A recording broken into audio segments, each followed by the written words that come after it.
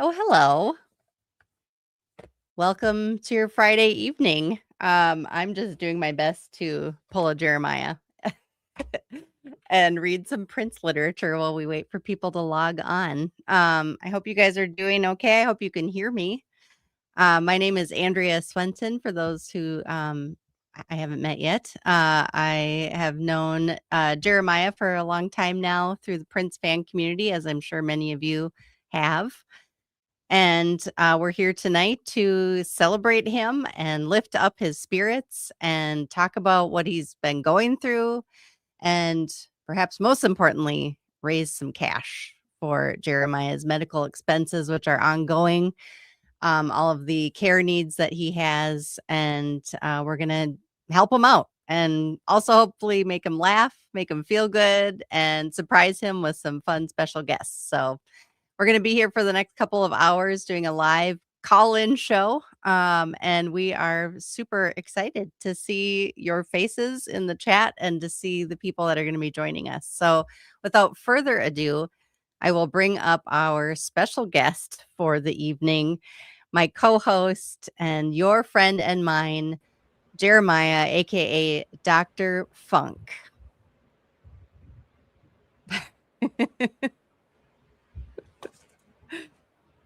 Hello. Everyone. I see YouTube is logging on. Hopefully, we got Facebook. Thank you guys so much for joining. For people that are watching live later on iTunes and other places, we appreciate you. Thank you so much for joining. I do see, like I said, people on YouTube, but it hasn't hit Facebook yet. Or if anyone's on Facebook, let it be known. Hello, Andrea. How's it going? That's a loaded question, I know, for you. But today, in this moment, how are you doing? All right. Got a little bit of a nap in, so I'd have a little bit of energy. And we'll talk more how things are going on. It's been a warm day in LA. It's supposed to be our warmest weekend of the year so far. But yeah. That's good. So someone just posted a comment of Facebook Live, but not seeing their comment per se. Okay, so it is we're on all the platforms. Right. Good. It's just taking a while to show stuff. That's all good. It's been a while. It's been a full year since we did a show together, which is hard to believe. And at that point, you had already gone months into your journey with cancer and your health battles. And I think we should start with just the big question of, bring us up to speed. What's been going on with you? What do you want people to know about where you're at in your funk cancer journey? It's been a lot. I can't believe that this is ongoing, to be honest. That literally yesterday was like 2 years since I had the surgery to remove the colon cancer. But as we know, that it's been a process and it's a lot. And you have just a lot of doctor's appointments and chemotherapy and just so much going on. And then you're trying to be positive and do these things. And again, like I'm such a private person, but the thing is that I felt to go public with this journey. I felt I wasn't able to keep it hidden just because other stuff that people like were saying about me previously of not looking well or other things that it was going to be hard to hide. But I felt if I let it be out there, maybe I can help out others that can get tested and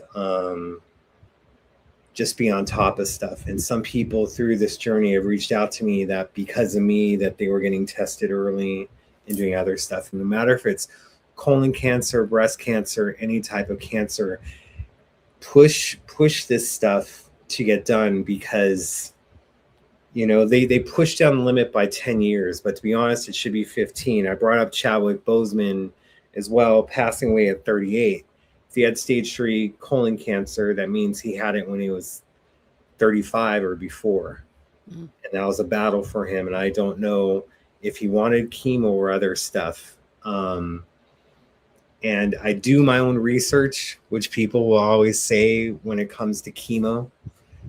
And I do talk with other people that have cancer that are part of our community. As I say to them, this is a group that no one wants to be a part of, and we're part of it. So it's a little bit of a support group. I'll reach out to Troy Gua, that a lot of people know, and there's other people that have cancer as well that may not want it to be public or other things doing their battles. So let's see here. I'm trying to make sure that everyone can see their comments on stage. So yeah, it's just been a process. And then just recently, you know, after hosting a thing with Jerome, it's so weird. Let me put it this way. So it's like you get your CT scans and other stuff. And I had them done in March. And usually you'll get them back before then. And it was like the week of the end of the Cherry Moon thing and about to be a week from Prince's passing and the anniversary. And they didn't have the CT scans ready. And again, I had this event with Jerome for my first time doing something with everything that's going on Friday, and Yalo on Saturday, then another event on Sunday for We Miss Prince. And I was worried just because that was a lot for me at that time. But then I had that doctor's appointment that week, and I'm just like, he didn't have the CT scans. And it's been 4 weeks at that point. And I just kind of like sat in my car. And I just said that there's a reason why I didn't get the scans now when I have these events going on. That it probably isn't good news. We got to hope for the best, expect the worst. And that literally the CT scan came April 22nd. And like the doctor didn't call me till like a Friday. So it was later on in the week. And the message that he left was just, hey, I'm looking at your CT scans. It's not good. I'm leaving the office now. So we'll talk about it on Monday. It was kind of a lot. I gave him a little bit of stuff over there. I talked with him. Like, I trust my doctors. I just went like, dude, like, because sometimes it can be a little bit nonchalant with stuff. And then that's when he dropped the news that it spread to my liver, and I'd have to be on different chemo this time, and I would lose the hair on my head, which has happened. I hate showing this stuff, like I said, just to be vulnerable and open. But if I can help out other people, I have to just put that ahead. No pun intended. Yeah. But it was just a lot, and having to do this stuff. And then they were talking about a procedure.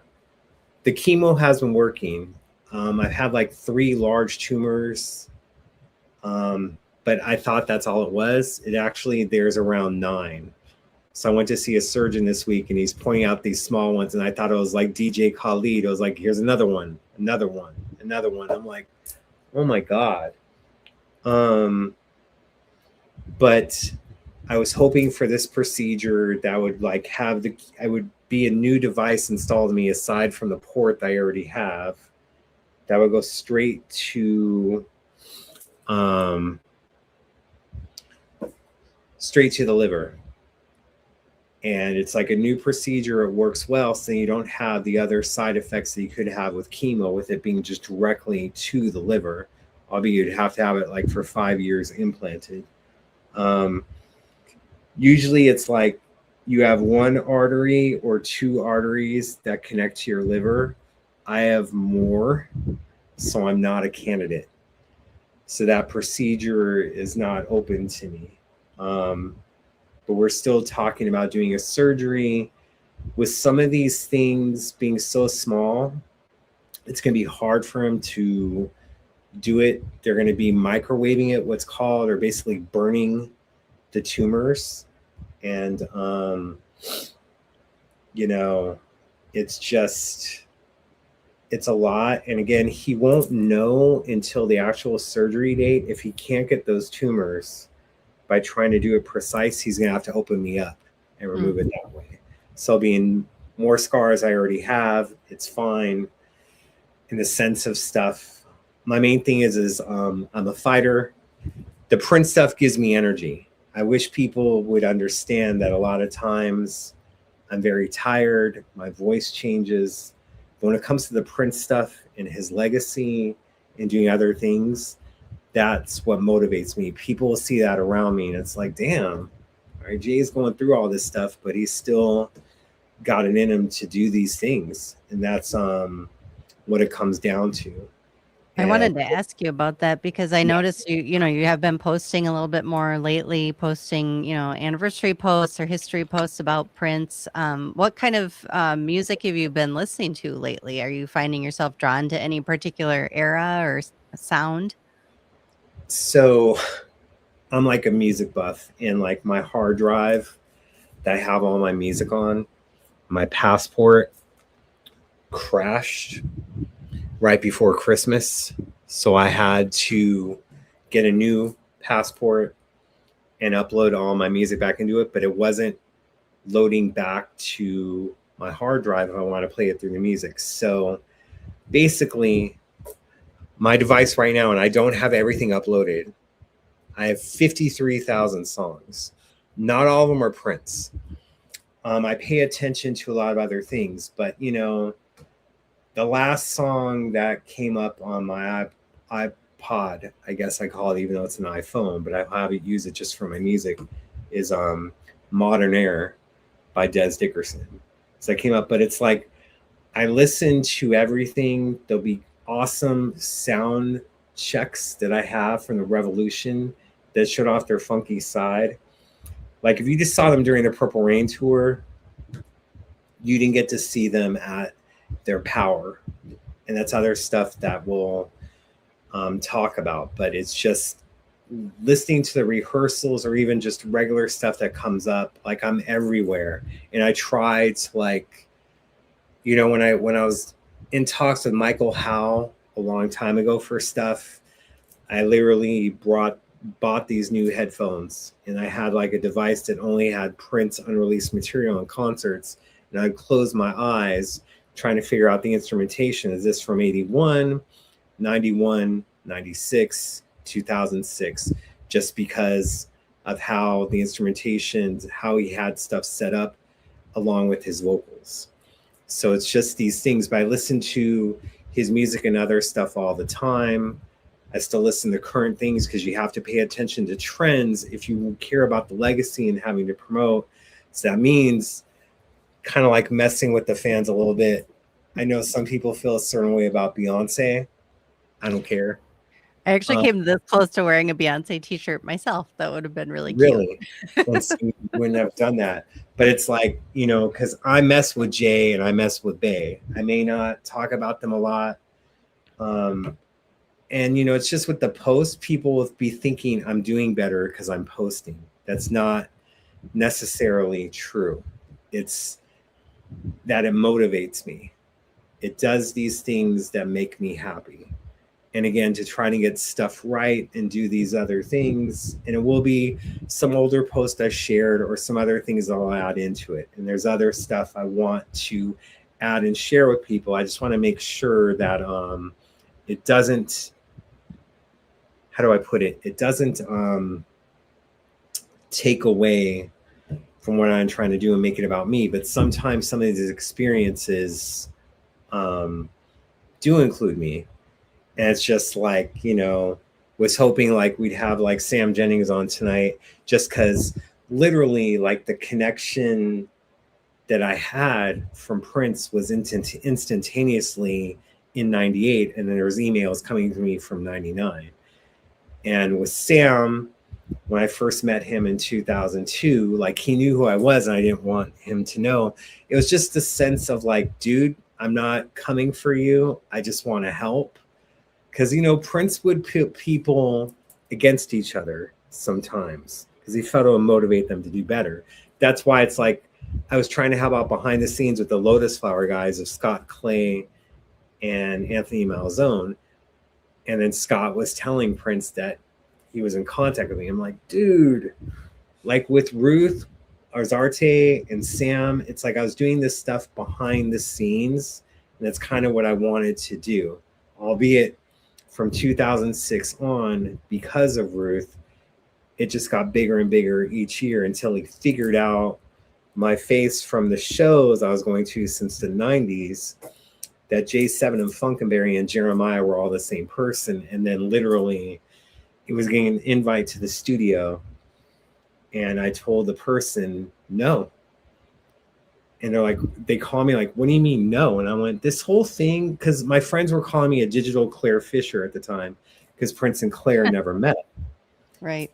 I kind of like that. And again, I liked having a buffer between him and I, because I've had people that ended up working for him and they ended up hating him. And his music brought me so much joy and other stuff that I did not want that to happen. So I was told to come to the studio, and I'm like, nope, not going to happen. Then I hit up Ruth. Hey, do you have a minute to talk? She's like, what's up? And I call her and I'm like, he wants me to come to the recording studio tonight. I told him no. And she's like, you got to go. You're now being summoned. If you don't, this could hurt your website. It could hurt other things. So then it's like literally right after I got the phone with Ruth, I got the message from the other person. And they're like, he wants you at the studio after midnight. I'm like, great. And the thing was, I already had plans to meet up with Maite earlier in the night. So for something that she was doing for Hollywood X's and other stuff at the time. So here it is. I'm going to be hanging out with his ex-wife and then going over there. But of course, I didn't let her know or let him know that was happening. But it's just, as I said, it's like with what I'm going through. And I've had a pretty difficult life, but I also had these amazing experiences because of Prince and these other things.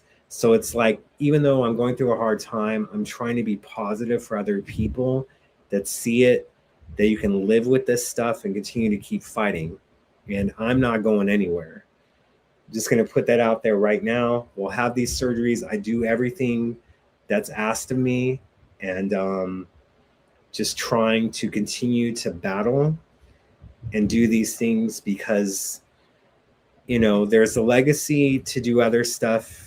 And those things are important to me. And sorry, I'm not trying to ramble. It's just like, when he passed, other people were like, oh, they're going to have you help with the vault or whatnot. You'll do this stuff. And I just kind of like sat back and let things play out. And then to see certain things happening because I was being very critical. And I felt that if Prince allowed me to be critical of him and I would get rewarded for it, then I should be allowed to be critical of others. And they were kind of hurt by that. And I didn't mean for it to be hurtful. I wasn't trying to make a name off of them. I was already a name, if that doesn't sound too arrogant. But just that I cared. And how things have played out. And I talked with Dave Hampton because I was hurt how certain things played out. And he's like, you don't want the job right now. Because when these guys take over, they're going to want who Comerica put in gone. So you don't want it. So I would have conversations before they took over and whatnot with certain people and let them know that I want to be involved with the vault and do other things. And they're like, well, just so you know, it's not just going to be us. You have to have Primary Wave choosing you. And, I already did a letter of introduction to Primary Wave and other things to the bigwigs. And, so my opinion in 2022 of me reaching out to the right people and trying to do stuff, nothing changed. What changed was their things of what they wanted. And it wasn't expressed to me that they wanted to be doing stuff or whatnot, which is fine. Because I feel it should not be one person running the vault. It should be a team of people that worked with him. And then you have people that can be consultants.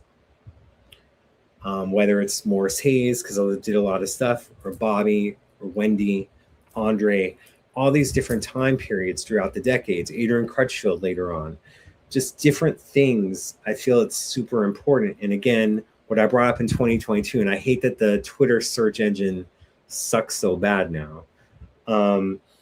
But because it can come off now, because people were asking me questions about the vault in 2022. I'm like, look, I'm not involved. I do want to be involved.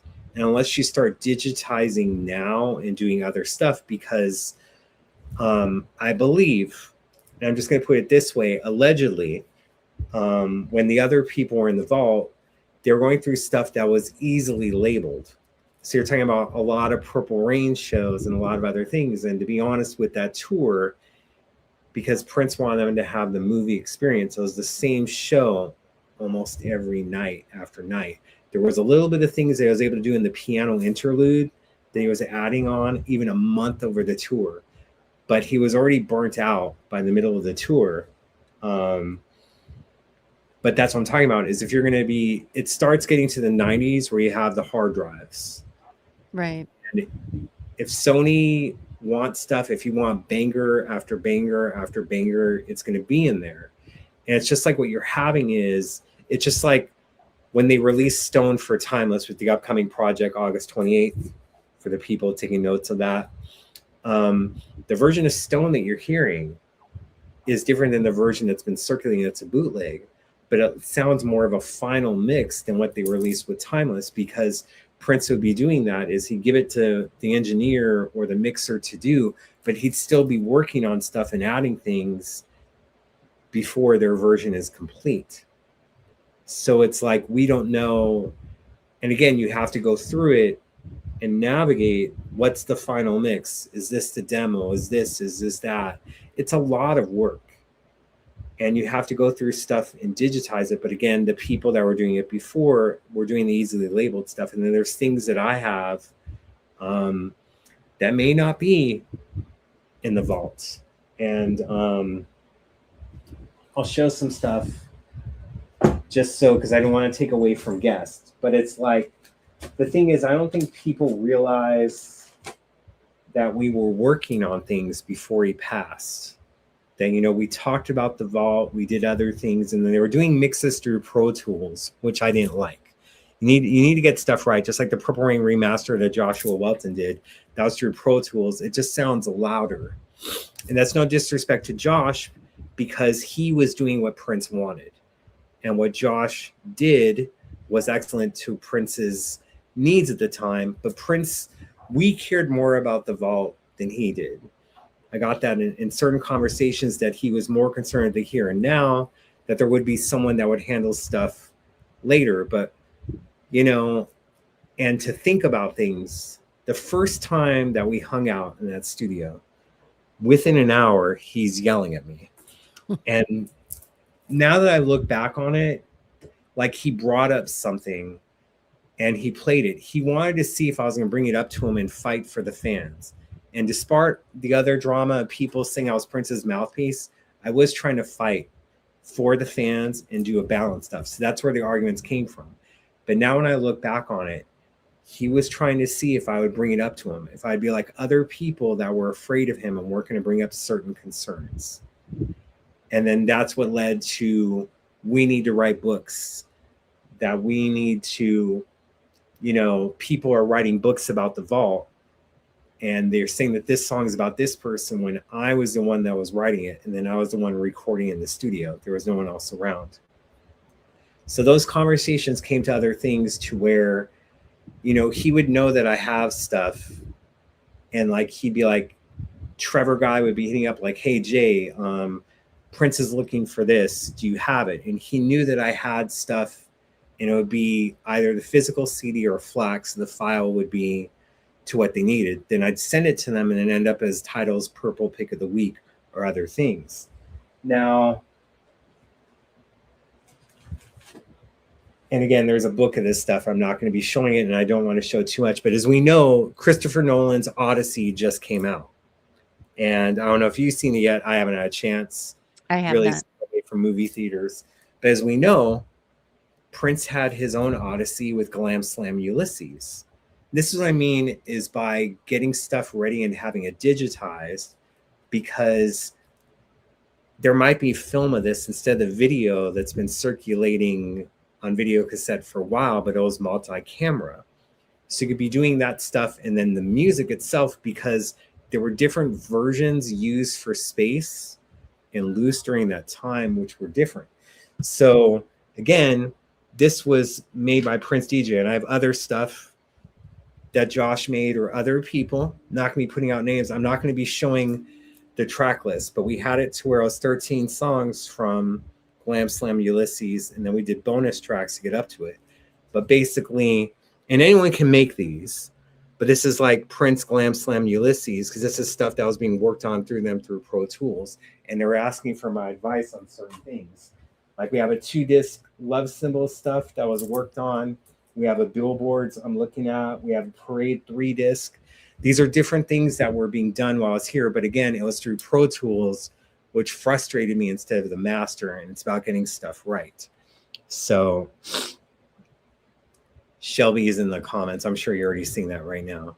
Oh, I just responded, Shelby. We'll figure it out.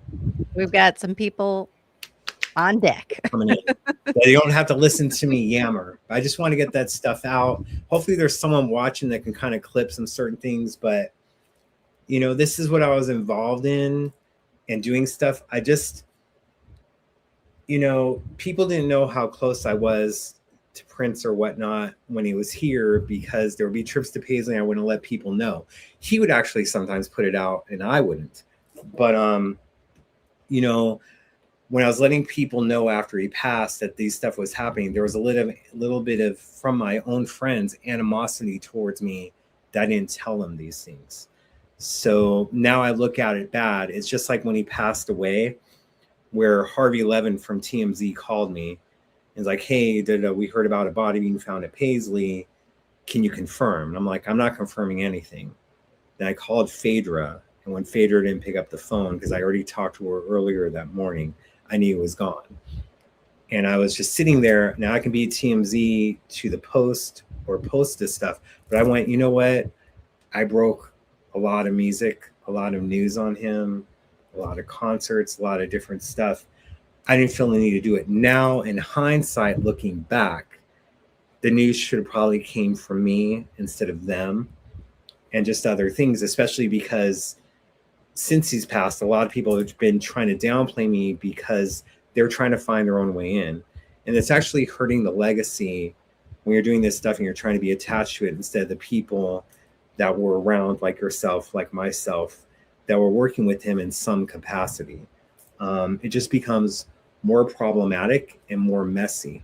And then you are basically trading in loyalty to Prince's legacy for access to other people. And where is that exactly getting you? It's not furthering the legacy unless you're trying to attach your name to it, which is pretty unfortunate. And I'm going to stop there with it. So you have fun stuff on. I know we've got a lot of people that have joined just in the last 20 minutes or so. So for those just joining us, we are doing a live call-in show to support Jeremiah, aka Dr. Funk, tonight as he continues his now 2+ year battle with cancer, which has had many ups and downs and continues to just be putting him through the ringer. And we have a link on the screen that you'll see throughout the show that will take you to the GoFundMe, which we highly recommend checking out. You can see more details about his medical updates and also donate to the fund to help him get care, which continues to add up more and more every week. So all of the help is so appreciated. We have some guests now, which is really fun. And we've got quite a few people backstage. So we're going to have this is one of my favorite things about doing these shows is we just get to put people together and see what kind of conversations are going to come up. So first of all, I am going to bring up the wonderful, talented Shelby J, who is, yay, it worked. I'm in. We were having a little link drama, but it seems to be working now. And someone who shared a stage with Shelby J from time to time, the awesome guitar player Donna Grantis from Third Eye Girl is here. Hi, Donna. Hi, everybody. So nice to see you.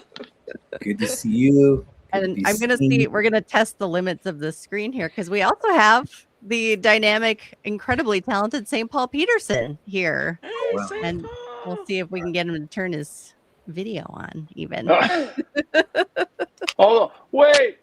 He may not be Wait. decent. What? yay! Hey, you guys. Hey, brother. how you doing? Oh, so good. Hey, Dr. Funk. How you doing? I'm all right. How are you, Paul? Good. It's always good to see you, and it's always good to see you ladies as well.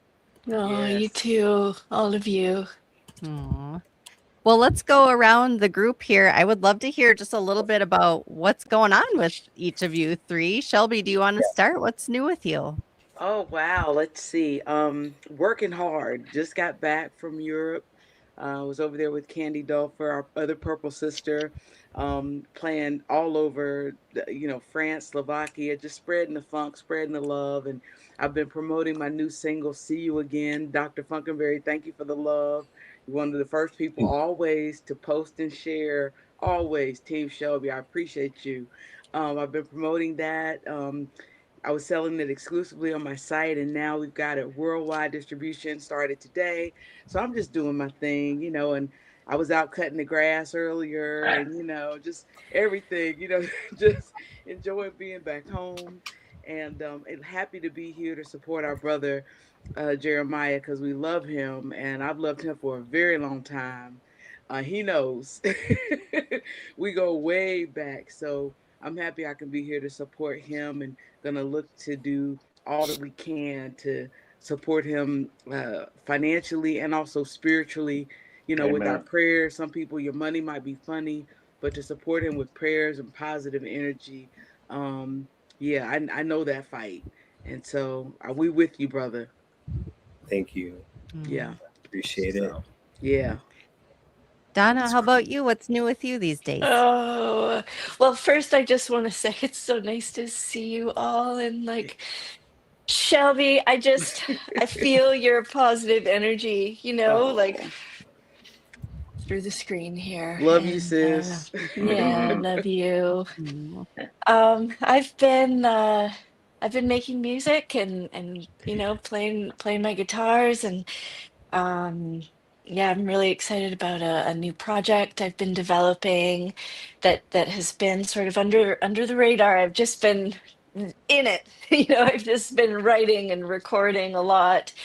I'm excited to share it when the time's right. I'm playing a show on Sunday, opening up for Daniel Lanois, brilliant Wow. composer, yeah, and Oh, that's producer and cool. artist. And That's what's Wow. up. we've been working together on this record. And this show on Sunday is going to be the first time that I'm sharing the music that we created together, to an audience. So really excited about that. Nice. Yeah. That's another thing I wanted to talk about with Donna. Just looking at Yes. the mural thing, I made sure to pull it out.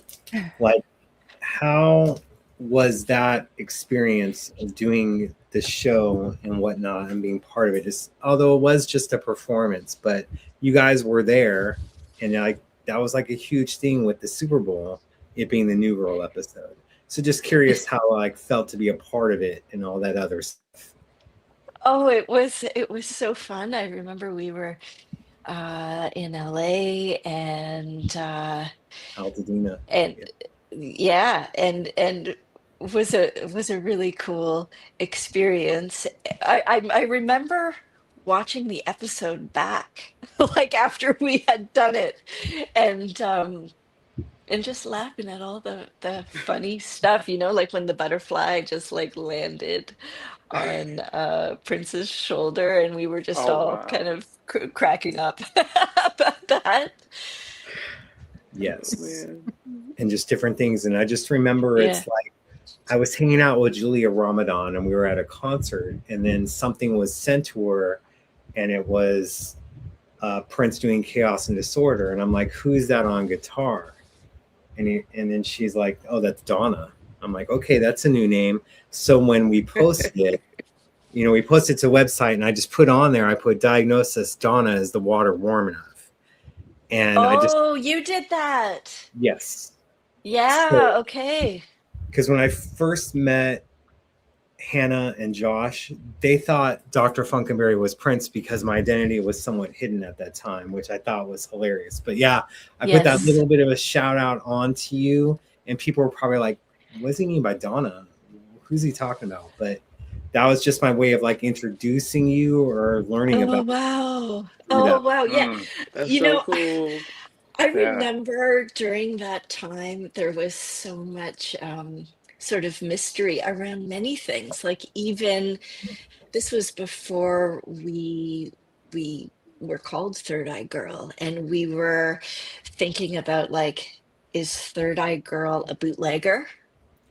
Is Third Eye Girl Prince? Is it Hannah? And she was like, is it Donna? Is it, who is it the fans? Is it like, we were trying to make sense of that. And we actually didn't even really, it didn't click for us until we played Jimmy Fallon. And then it's like, we're Third Eye Girl. It's us. But in terms of, like, is it Funkenberry? Is it Prince? Like, I know exactly what you mean, because that sort of mystery was always, that energy was always around. Yeah. Literally right after the first year in 2013, there was an email from a Third Eye account, and it said, and literally it was a photo of Andy Allo on the beach. And it was like, we have more photos of this. Are you interested? And I immediately hit up Julia. I'm like, there's something going on weird here, but it having a third eye thing. I'm like, is this Prince? But she didn't even know about it, or at least she's a really good actress. But it was just so interesting, and just dealing with yourself and Trevor and all these different things when that was going on. It was such an exciting time, in a way of Prince reinventing himself. And then for a while, he was running an all-girl band, and it all played out together. And how he found you. He found you on YouTube, correct? Or reached out that way? Yes. That's why I bring it up. Like, Prince would be so on TikTok right now, watching stuff and reaching out to people 100%. Right. Right? Yep. And Paul, what's going on with you, my man? It was good to see you a few months ago, albeit I look a little bit different now than I did then. Yes, sir. Always good to see you. I saw you April 21st. I know the date. Shelby, of course, I saw you then too. That's the night my granddaughter was born. Oh, congratulations. They announced that my other daughter was off to the left, and she looked at me and she went, little baby carriage like this. So my daughter Kelly had a baby that very night. So not only was it a great event that we were at, but it was so incredible to have that happen. And Dr. Punk, it's always great to run into you. And Donna, you and I have to play some more music together. That was so much. That was so fun when we played at the Dakota. I know. And that was for Taika, and it was so unfortunate she couldn't be at that gig. But I mean, the heart and soul in that with you, you guys was so incredible. But and Shelby, I love you, my girl, and Andrea. Thank you for putting this all together. And I gotta just say, before I go into my little spiel of what I've been up to, because this is the most important thing, Dr. Funkenberry, Jeremiah, you have been there for all of us. You've been there for Prince. You've been there for all the fans. I just want to let you know how much you mean to all of us, right? I want you to hear how much you mean to all of us, how much we're praying for you. Yeah, I'm not afraid to say it. We are praying daily for you every day, and you were going to be healed, man. I'm going to declare it right now that you're going to be healed in Jesus' name. And don't forget it. That's the most important thing. That's why we are here, showing up for you. Yeah, I'm not going anywhere. There's a lot of work that still needs to be done. I know that's right. you know. Amen to that. We have That's another funk soldier to add to the mix here. We've got Yes. Steve Park is here, talented photographer. Oh, I'm leaving. Got a new book out. Having trouble with my things here. Hold on a second. Oh no. Oh, there we go. There we go. Can you guys hear me okay? Yeah. You sound Yeah. great. Okay. Well, I was Oh, now we can't. Now we can't. Uh-oh. Uh-oh. Steve Now will get it worked out. I've never officially had Steve on, same with Donna. So this is like awesome for me. Steve, we can't while hear you. While he's trying to get Yeah. that together, I'm playing a show with Sheila E. on August 15th at Casino Sorry. Palma in California. There you go. What's that? Awesome. That's Now can my you hear one. me? Yes. Yes. Okay. Yay. Hey, Steve. We have a little feedback though. Oh, You know, through my speakers, because I can't get my earbuds to work for some reason. They're not connecting. I don't know why. Let me try it again. Hold on. So, I think it's actually getting better. Let me see. Bear with us, folks. Hold on.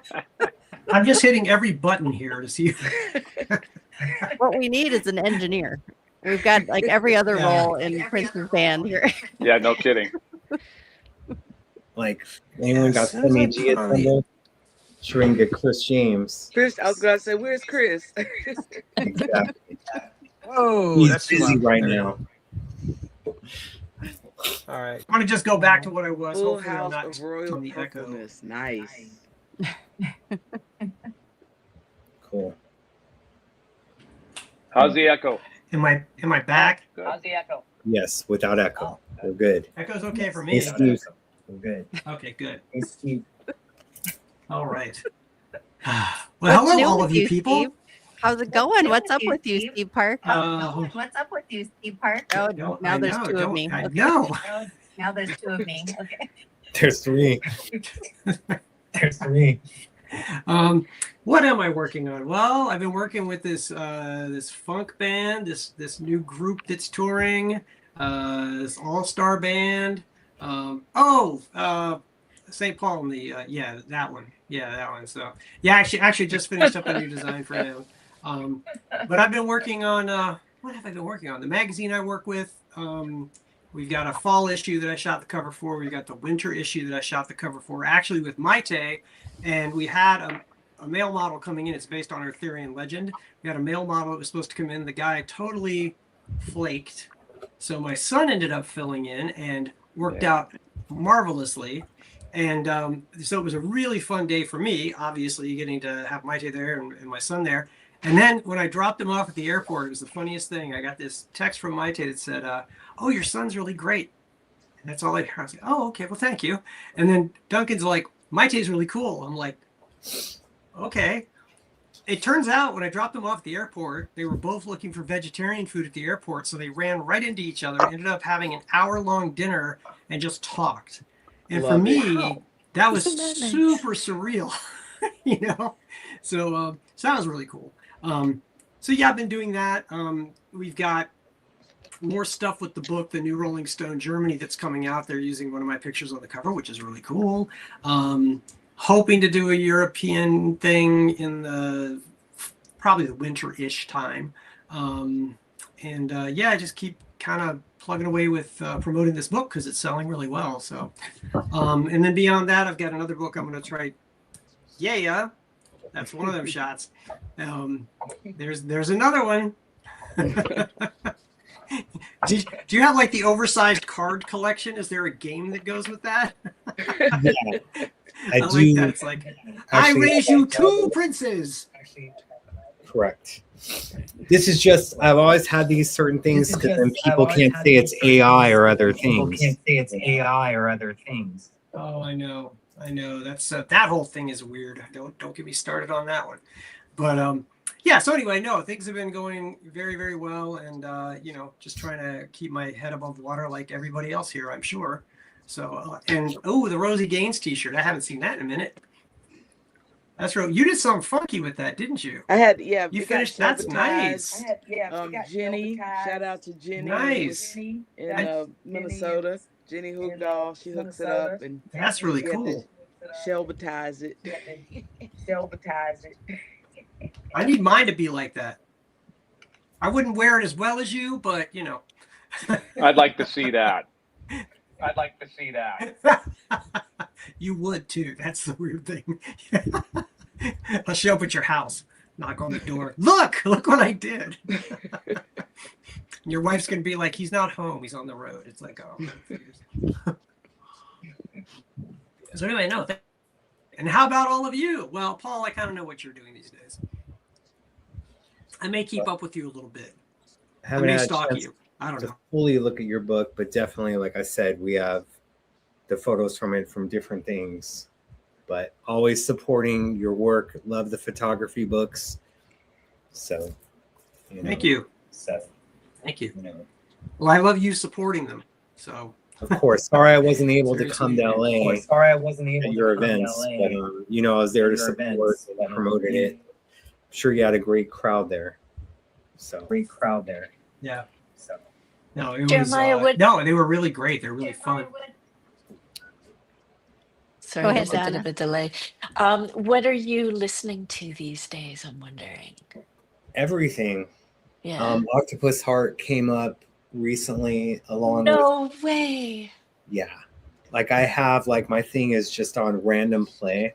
I listen to stuff all the time, but it was just so many different decades of music to listen to and so much unreleased material that you guys have out there. Shelby, even Paul. Steve is unreleased material, but those are different things. But yeah, it's just always the stuff, and just even with what I'm going through, you can be dealt a bad hand, and I just come with it as like, give me new cards. So it's like, I look at the experiences I had with Prince, whether it was seeing you guys in Vegas or San Diego or Anaheim, where we had John Bream come for that. It's always good memories. And it's good stuff. And I'm thankful that I have my memories and my wits about me, and just to remember this stuff and be taking it of just better times. And there'll be better times in the future, but I love those experiences. Yeah. And whether it was Shelby in 2006 meeting her, or a Paul gig with the Roots over at the Roxy, and just all these different things. But those are the things that bring me joy. And I've been lucky, as I said, there's been a lot of bad things that have happened, but I've tried to look in the things that I've been fortunate about, and I've been blessed with the Prince stuff, albeit all of us have kind of struggled in the past 10 years in different ways to protect the legacy that we're all attached to, but at the same time, do right by him and do right by ourselves. And that's just been the thing. But I listen to things, like I said, and it frustrates me because it'll be to me like, why wasn't What If on Plectrum Electrum? What happened with this stuff? Because that rocked so hard. And then literally when we would drive around Chanhassen in a circle, and he'd be playing me stuff from Third Eye Girl. And then I'm like, wait a second, why didn't that track come out? This other stuff. So it's just amazing to me. And I loved all these different and fun times. That's what I'm saying. When people say, what's your favorite era? I love everything from 77 through 2016, because there's different experiences. And as I told you before, I love your guitar playing when seeing you in person, and just these other things, because you channeled, and just these different things that you brought to it. And again, it kept him youthful in different ways, where you'd be saying young people are the ones with the ideas. He was talking about you and talking about the future. And I appreciate that you're still doing stuff. And I saw today that you had the upcoming shows that you talked about. And of course, I have your albums, and I do talk with Trevor more so than you, although it's been a while since I talked with Trevor, and I hope he's doing well and the kids are doing well. But it's just awesome, awesome experiences that we've all had. And he taught us lessons that sometimes we didn't really get until later on. And sometimes you were like, damn, but it's just crazy. Absolutely. I mean, I can, man, talk about lessons. Like, I think about those lessons, every day. Some I are wonder if the memories, some lessons are were. new things that pop up, that kind of clicks, and that, where connections are made and that have a real impact. But yeah, you're totally right. I mean, the memories are so special, and I cherish them, and we all cherish them. But For yeah. sure. And Paul, I what were you wonder going if to say? I was going to say, I wonder if the lessons are different based on when you're in the Prince camp, or are they all generally the same? It's all the same school, mind you, but the teacher Yes. had a different frame of mind depending on what period Yeah. you were in. Because Facts. he was young and on fire and could do absolutely no wrong when I was there. So I was just a sponge and just trying to hang on for dear life. But when I tell my story, I say it was the greatest university that I could have ever gone to, with a teacher who didn't necessarily give me a lesson plan. He just showed me everything. He didn't speak it directly to me, but if you were smart enough to sit back and watch, the lessons just would come to Hmm. you. And I mean, I have used so much of what I learned in that university in those very few years I was around in my whole career, and it's been incredible. That's why Really. I feel I'm thankful that I kept my distance from him for a while. Like, as I said, he was reaching out in 98, not a lot. There was just one response and another one in 99, and it became more frequent. But it's like, just being around at the time and meeting Steve Park through Christine Oneski at the time before she was working at Paisley in 2000 at the first celebration, and Steve was working it, and just to listen to them talk, take it in. And then it's like, oh, da da da da, there's this. And then with Femi Gia, the same thing. Like, I met Steve probably like 3 or 4 times. It would always be new introductions, but I always looked different at the time. So Steve would be like, oh, it's nice to meet you. I'm like, oh, we already met. But it would just be these different things. I feel, as I said, me keeping my distance from him kept me around for a long time. I was able to be there from certain points we reached out to until the end of 2016, where literally he flew me out the weekend before he passed away. But it's like the lessons were, as I said, sometimes now when you look back on it, you're like, crap. Like, the reason he brought that up was for me to do this or do that. So whether it's Paul with you playing and being a young kid from Richfield and all these different things, it just played into so much. And Steve, you're doing this like, hey, can you take photos? And then it turns into this whole different thing. And Donna, again, reaching out through YouTube, and then Shelby with the experiences you had and just blowing stuff away. And one of my favorite memories I thought of was you at First Avenue and doing Love Changes on 777. Yeah. And that That ended was up being his last show at First Avenue. Is just absolutely craziness. Yeah, that was a beautiful night. My sisters were with me, and we were going all day that day because it was the perfume launch day, I believe. And Yep. so there was a concert in the morning at the place where Macy's. the perfume was, right? And then we did the Target Center, and then we left there and went to First Avenue, and it was just amazing because I had never been to First Avenue like that to perform. I'm still thinking of it from the Purple Rain movie, and just these thoughts are still in my head because even though that was my boy and I was in the band, it was like I'm still a fan.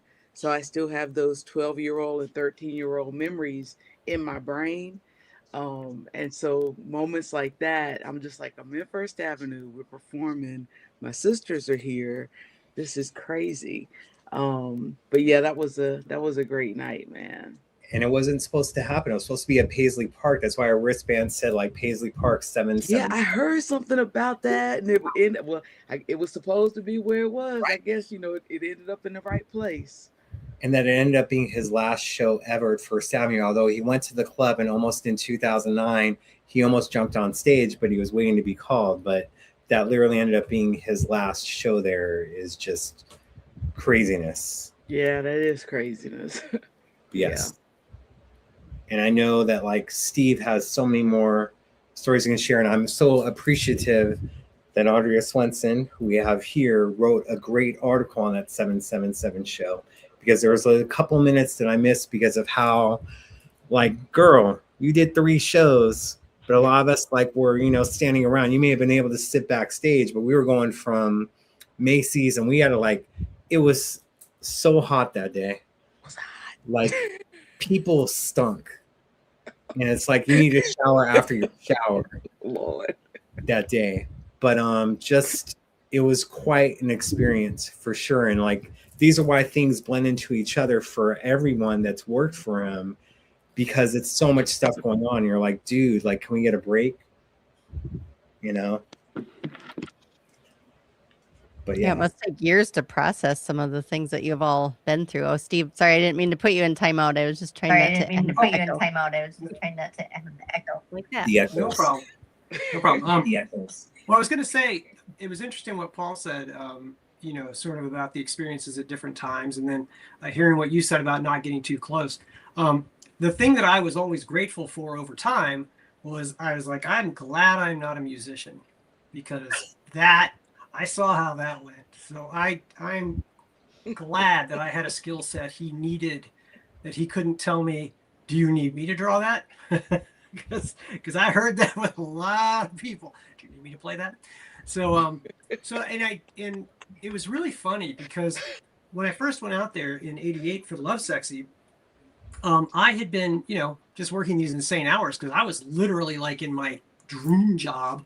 So I didn't care. I was 25. I 72 hours, fine. You know, I'd do 72 hours if I had to. And I did. But then as time went on, when I got pulled back out, like on a more permanent basis, because I was doing stuff after Love Sexy, they went on tour. I didn't really have anything going on. And the funny thing is, I went home and was like, well, maybe that was it. I decided I needed to do a showpiece to show art directors my illustration work.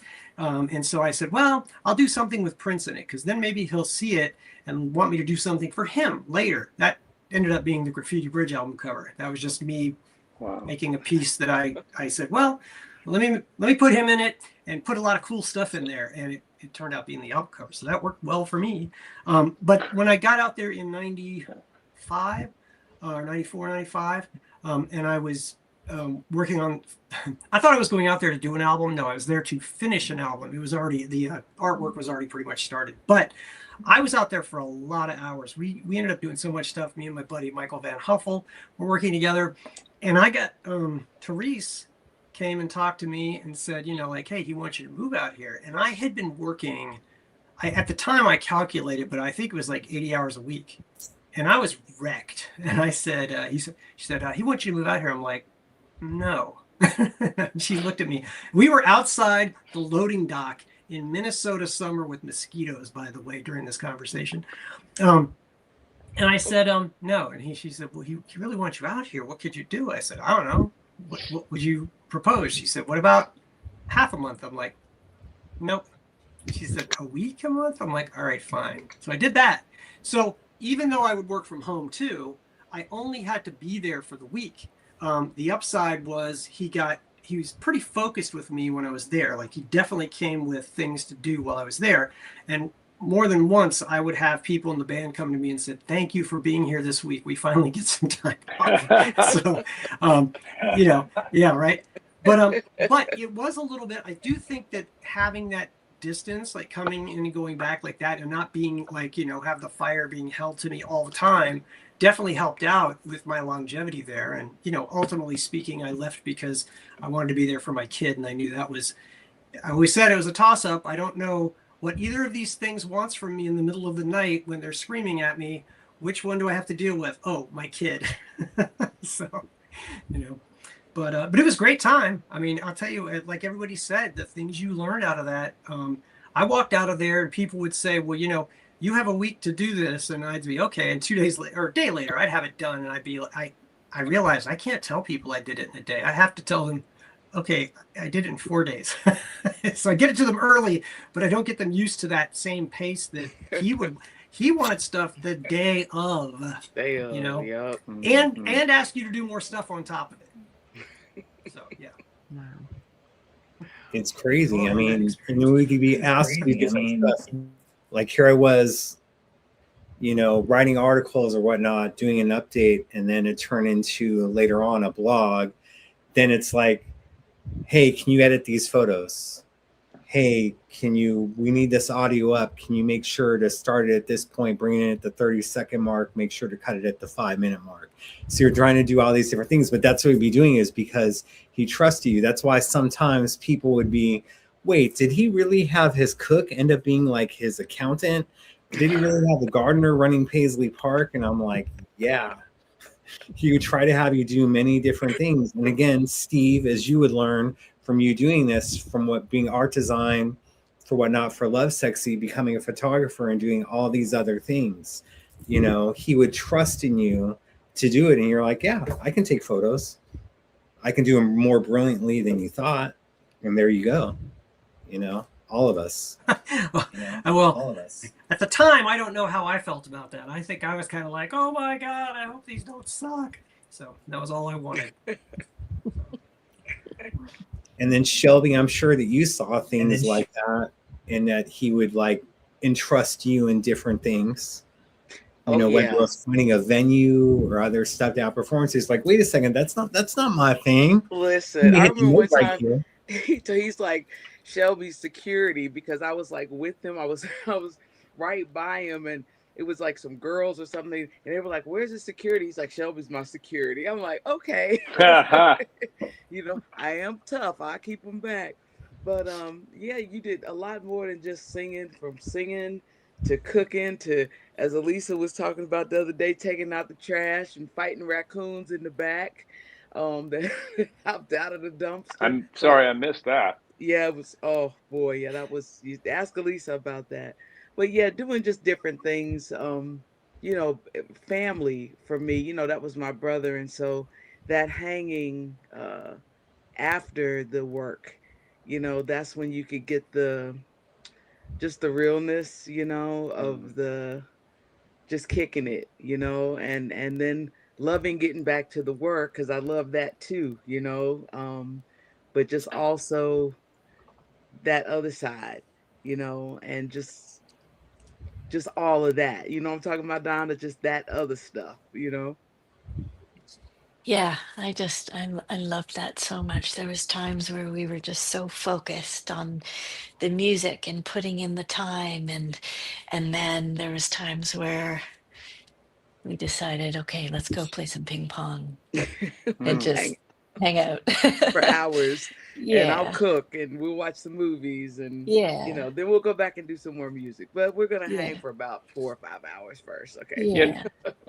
That's really cool, you guys. You haven't had a different kind of situation than I did, because I was never in his band. I was in, you know, the time and in the family. So we really never had that kind of quality hang time until I moved in with him for a little while in Los Angeles. And I think his father was staying there too. So we finally, I mean, I was a kid, as you guys recall. I was a little guy, but we finally got our hang in, and we'd shoot pool together. But it was very few and far between, simply because I wasn't in his band, so that opportunity didn't necessarily present itself. And you got to remember, during that time, he was off doing 9 other projects simultaneously and doing them at the highest level. So I'm a little envious of you all for that. Oh. Well, can I say one thing before Dr. Funkenberry? Listen, I love you, Andrea. You know, I had to break out of here by 9. Yes. I'm a little over, but I just wanted to say that I love you. I'm always going to be here for you. I wish I had $10 million sitting in front of me so I could pay for like all of your medical stuff, like right now. Because I know if Prince was here, it'd be taken care of. That I know. So we're going to do all we can to share this link with everybody to make sure you're good. And we're going to look after you like you looked after him, and like you look after us, and how you love and support on us. And my purple brothers and sisters there, Steve, Paul, Donna, Andrea, love you guys. I'm sending you guys love and light too. Always. And Love I'm you, gonna share Shelby. your link, Dr. Funkenberry, all weekend. I'm gonna go ham. And I All right, appreciate I love you y'all. rocking the shirt. Love you, Oh, Thank you, Shelby. always. Shelby. PRN alumni, baby. Let's go. Congratulations, Shelby. Oh. Thank y'all. Bye. Bye. Bye. Bye, Shelbs. Thank you. Hey, And Dr. Funk, when did it's, we first meet? You have to you have to tell me because I don't remember. again, it's just like, the whole thing is at that time I was keeping my identity pretty private. As I said, that's what helped with longevity. I think it was the night of the Family Jam concert in December that you guys did at the Forum. Okay. That we hung out there. Again, it's just, I try not to bring attention to myself or whatnot. Later on, it's like he was forcing me to be more comfortable on camera and do these things. When I look at old footage of myself, I'm like, wow, how unprofessional I was. Just not knowing it. But yeah, I think we met that time, and that would be as J7 before Funkenberry or before Jeremiah. We met that night, and just literally it was very, very brief. There was a lot going on backstage. Oh, yeah. I loved that performance. I love that you brought out the robe to rock and just the different things that happened. It's just, and Sheila putting that together and having you guys be a highlight of it, and Carmen Electra introducing you guys was just absolutely amazing. And again, like I feel fortunate, and again, keeping my distance. And of course, Donna probably has a thing of this, is that we kind of got, at least with myself, although like I said, he yelled at me the first time that we hung out and we were talking about masters and the vault and recordings. But I feel that I got a kinder, gentler Prince than other people had. And I can't explain why with that, especially that I was able to criticize him and get away with it, while others, you had to sign off on stuff or you'd be left in a hotel or, in Timbuktu, for God's sake. But just very, very fortunate. But yeah, Paul, that's how we met. And then there was just future other things. But again, it wasn't super known at that time. And again, just me trying to be private, be supporting yourself. It's just like with Wendy and me showing up to shows that her and Lisa would do. And she wouldn't know, but she's like, it's kind of like felt like there was eyes on us. It was just like that, if that makes sense. Got it. Yeah, it sure does. Thanks for reminding me that. It's all good. Just good times, and I appreciate that you continuing to do the music and go to vibrato. Although there's other places like, yo, man, can you tell Paul to play somewhere else? I'm like, dude, this one there is good. And I know, right? A lot of Prince people would end up at the Mint in LA, especially when you had NAMM going on. And the Mint sound, whether it was Andre performing or Adrian Crutchfield, they couldn't get the sound right. There would always be like this crazy feedback. So I understand why you want to play vibrato, to where you don't have to worry about the sound and they handle everything. I just played with Adrian the other day. He's in town doing the Purple Playground, and he and Elisa are, and we got to play outdoors, a pre-show for the people in Excelsior, Lake Minnetonka. And man, there must have been 6,000 people there, and it's so cool that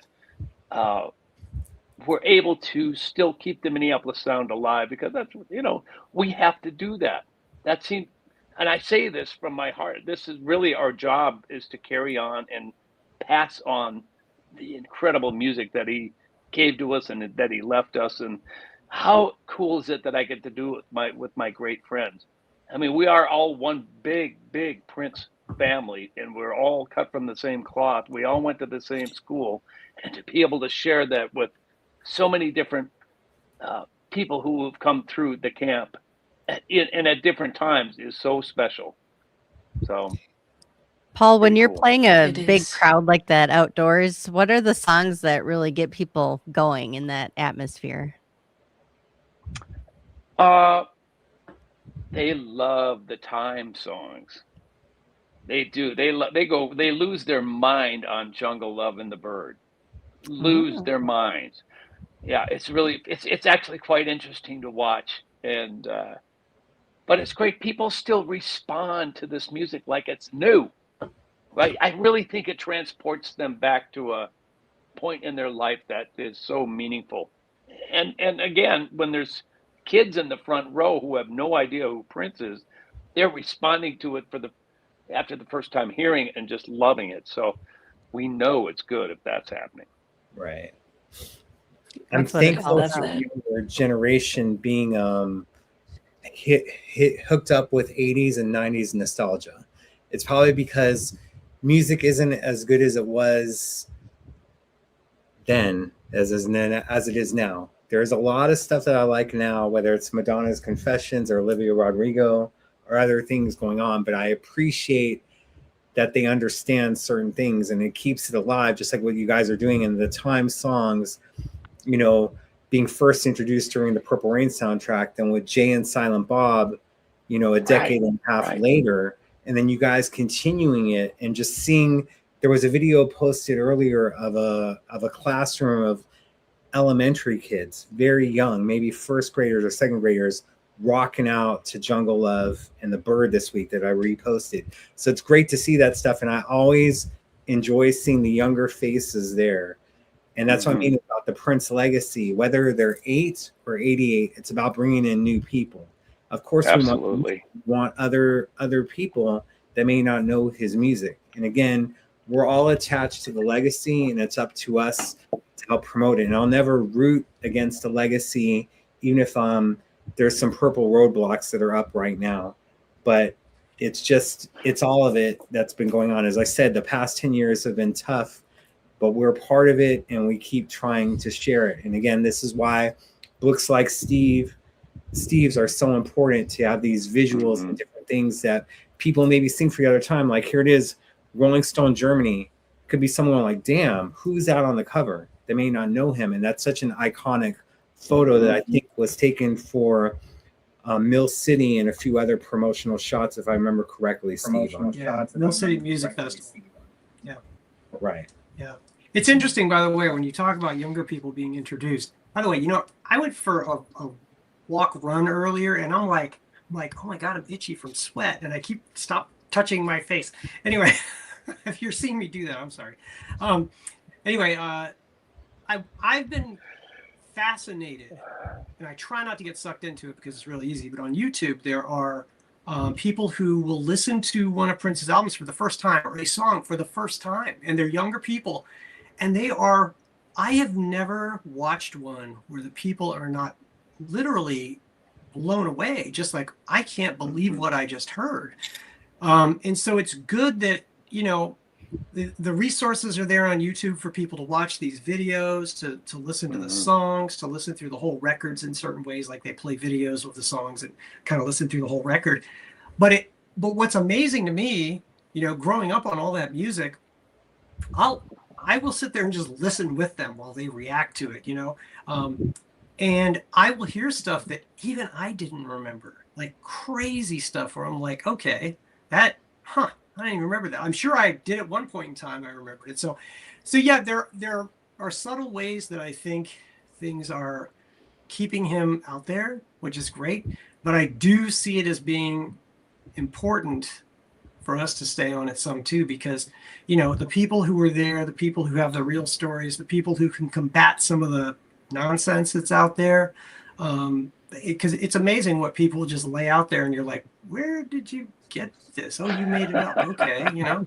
And I try not to go crazy about it, but when I see it, I can't help it. I'm like, yeah, I know that one. I just try to like give my perspective, like, well, I think you're missing the point, or that's information I've never heard before, and I happened to be there during that time, you know, things like that. So even the other day, I realized I was going through a bunch of stuff, and I found these proofs for the Chaos and Disorder album. And then, of course, online, I'm reminded that Chaos and Disorder came out, I can't remember how many years ago, but it was an anniversary. And I was like, oh, I should have done something. I'm like, wait a minute, I can still do it. It's the next day. It doesn't matter. But to go through that and talk about how that happened, because I've had people talk to me about it before individually, but there's a lot of cool stories to tell about just putting that together and how that particular one happened, because that was one of the ones where I got to kind of go off on my own, and he was just like, all right, cool. Like, was not, usually he'd be sitting behind me and say, move that, do this, do that. Oh, can you get that back? Give me 10 minutes because it's, the mid 90s and everything's slow. So, but telling those stories is super important. And trying to do it in a way that shares your experience in the context too, because I think everybody has got a moment where when he walked out of the room, you're like mumbling under your breath about it, because that could happen sometimes. I mean, that's like with anybody, and especially, Paul, I know, you were saying your experience was very different, but I definitely had the days of kind of like, very chill hangout. We chat about everything under the sun. We'd be up all night talking while we were working. Other times he very much walked in and he was the owner of the building I worked in, and he was the guy that paid my checks. So, it just kind of depended on where he was, because I've got to imagine, I didn't so much at the time. You had to just keep going and making the work happen. But I can only imagine the stress he was under a lot of times. And he set himself up to be that guy too, but still it doesn't negate the fact that you've got all that pressure on you. You're running all of it. And if you're seeing something that's not working, you've got to be the boss, So I had some of those moments too. But again, I definitely felt very fortunate in my role, So. Right. And that was 30 years with Chaos and Disorder. And again, the first introduction of Donna to the world, to the Prince world of different things, came through that instrumental version that was put out in 2012, late that year. Mm-hmm. But 30 years, Steve. And again, there's so many stories. And that's what I'm saying is like, it's so important. And we're here to help with the legacy. We're here to do other things, because he was more than the Purple Rain guy. And right now there's just too much of a focus on that. And I think the problem sometimes, say, with whether it was Chaos and Disorder or Plectrum or Electrum, is that people would be constantly comparing it to Around the World in a Day or other stuff, or wanting the sounds. Then if you let it sit, that's why it's like now people are saying, oh, Chaos and Disorder had these bangers on it, Plectrum Electrum had these bangers on it. But again, when you try to compare stuff and just letting it be on its own and breathe, it becomes problematic.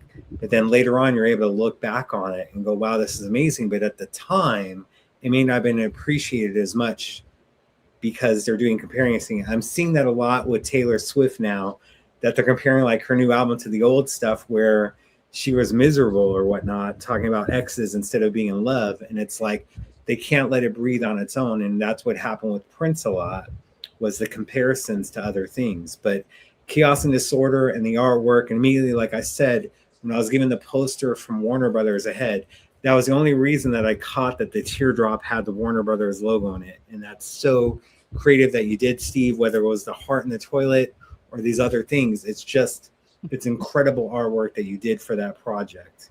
And I'm appreciative of that, just like I'm appreciative of everyone else that's here right now. So I wanted to go ahead. Oh, sorry. We talked a few minutes ago about lessons and things that we learned, and just thinking about Jeremiah, what you were saying is like, what else have we got? We've got many things that I witnessed was this, Oh, you're not hearing me? Can you? Oh, yeah, it's good. We can hear you. Okay. Yeah. Okay, good. Was just this desire to always create and always be looking ahead and looking forward and, making new music, not looking back. I mean, yes, we played music that spanned, the whole catalog, but I think every band played it in their own unique way with their own sort of personality and in the music. And it was always about like creating, right? Like that's the excitement. And Yeah. He did so just many always things looking ahead, let other people talk and compare, and for sure. sort of talk about what's better, or compare things. But it's just all about that focus of always creating and trying to like transcend and make something beautiful. That's why, to me, no disrespect to others, Third Eye Girl making She's Always in My Hair, that became your guys' song. When We're I Dancing love that Close and version. Slow, the Yeah. maps, the different things that you guys were doing and bringing out, because you stayed in the now, in the present. And again, that's, as I said, you made these songs your own with the different instrumentation or whatnot. And it was just amazing to see in highlights. But for sure, just so many different things that transpired, and just seeing it happen and being able to see Steve and see all these other things and Paul, and just follow your guys' journeys, because I was a fan that ended up working for him and doing this other stuff. But still, that's why I like keeping the distance, is I was able to still have that fan attitude of stuff and bring it in and enjoy stuff while you guys were doing the heavy lifting, so to speak. We were doing the lucky heavy lifting. Yeah, I would say the funky heavy lifting. Thank you. Exactly. Yeah. No kidding. Jeremiah, I have to dip out, but I wanted to just say to you, and of course, Steve and Donna, and I just want to just let you all know, first of all, I love you. Thank you for always coming on to support our fellow people. You never know. We have to be here for each other. It's an important community. Everybody out there who's tuning into this broadcast, thank you for your care for our brother here. Thank you for donating to his cause. We have to show up for each other, and that's exactly what you are doing. And Jeremiah, we love you. I love you. I appreciate you so much, man. And we'll see you very shortly.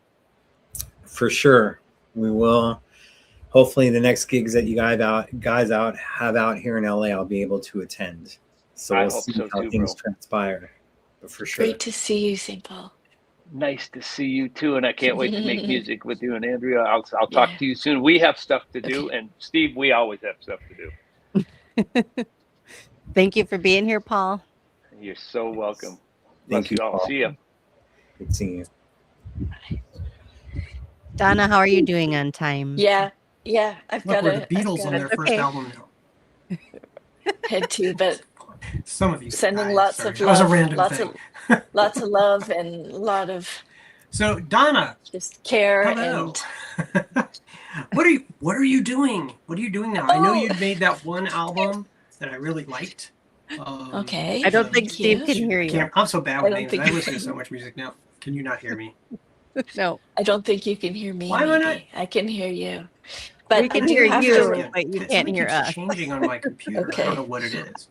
I do have to run, but Steve, I will catch up with you another time soon. Andrea, so good to see you. Dr. Funkenberry, great to see you. And I'm sending lots of love your way. And always great to chat. Thank you so much, Donna. It was so good to see you. Appreciate you. Lots of love. Bye. And the timing just happened to work out so smoothly because we have another guest popping on right now. Thank you so much for joining us, Jimmy Jam. Hey. How's it going? Good. How are you guys doing? We're good. Yeah. Good. Yeah. Good. You know, just enjoying the pure chaos of people coming and going on a live video stream. Pure chaos is not a bad thing all the time. So it's all good. I'm glad I can be a part of it. I'd rather be a part of it than watching it. So it's all cool. It's all cool. Sure. Jimmy, you know photographer Steve Park. He's our other guest here right now. Steve, how are you?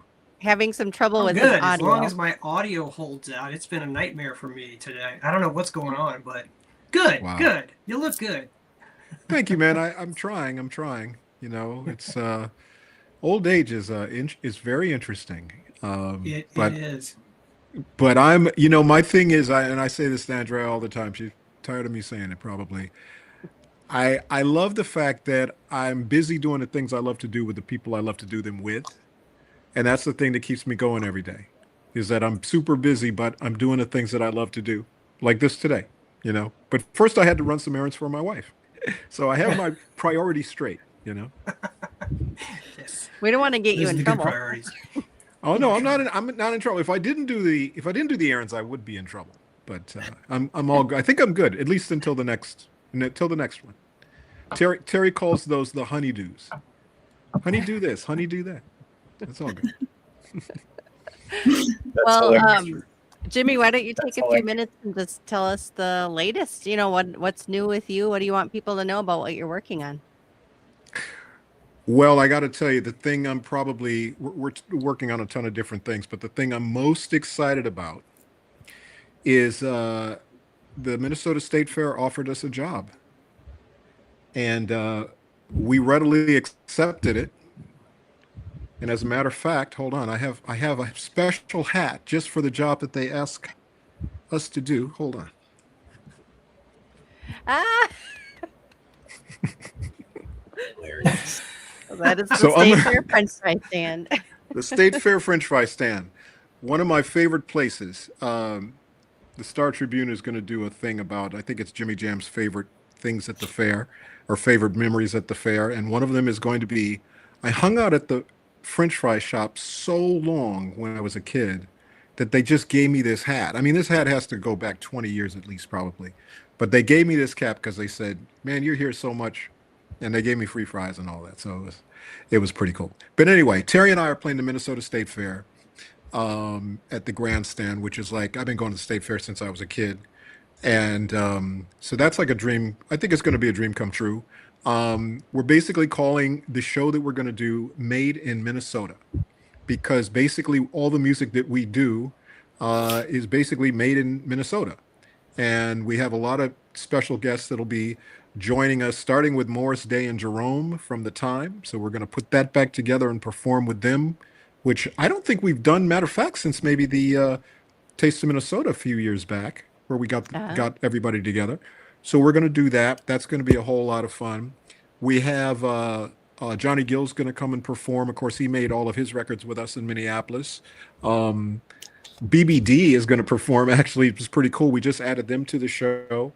And BBD was actually Terry and my idea. That's the reason that BBD even exists. So they're going to come out and do some stuff that'll be a lot of fun.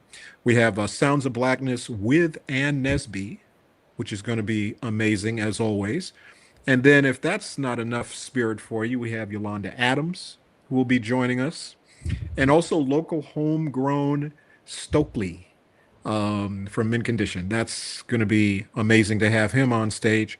And as we always say with our shows, you never know who's going to show.